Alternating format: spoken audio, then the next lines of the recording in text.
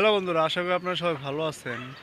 দেখেন, বাংলাদেশে এখন চলতেছে যে হিন্দুদের উপর নাকি কোথাও অত্যাচার হয় না। তাহলে এই যে ভিডিওটা দেখেন, এটা কি বাংলাদেশে নাকি বাংলাদেশের বাহিরে? মানে এই লোকটার ছেলে নাকি কোরআন শরীফে পা দিয়ে ছবি তুলছে, এইটার ইস্যু করে এই হিন্দুদের উপর কিভাবে অত্যাচার করতেছে, ওনাদের বাড়ি ঘর মন্দির ভেঙে কি অবস্থা করছে।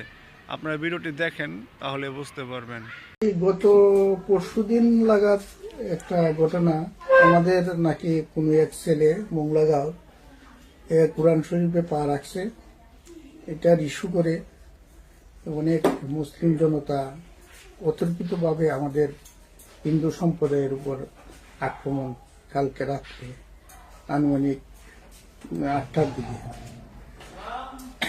এবং কিছু মুসলমান আছে খুব ভালো, তারা আমাদের রক্ষা করছে। তারপরেও তারা সম্পূর্ণ রক্ষা করতে পারে নাই। আমাদের লোকনাথ মন্দির এবং মন্দির রক্ষা করছে, বড় মন্দির যেটা এটা রক্ষা করছে।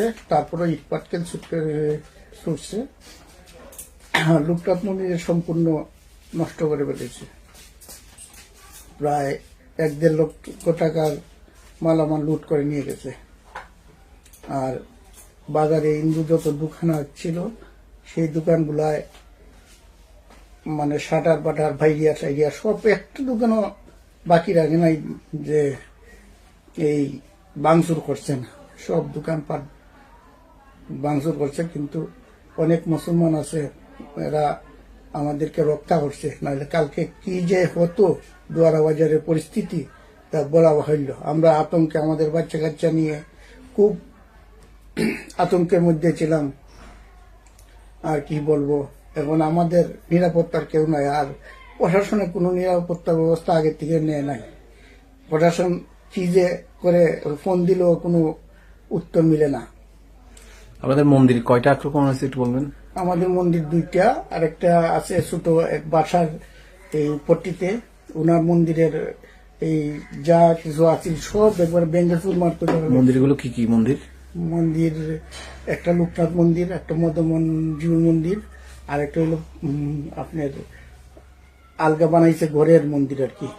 আচ্ছা আচ্ছা, আপনাদের শুধু বাজার ছাড়া আর কোনো জায়গায় কোনো ক্ষতি হয়েছে না, বাজার ছাড়া দুয়ারা বাজার মোংলাগাঁও, যেখানে এই যে ছেলেটা কাজ করছিল এই কোরআন শরীফে পা রাখছিল, ওইখানে ক্ষতি হয়েছে।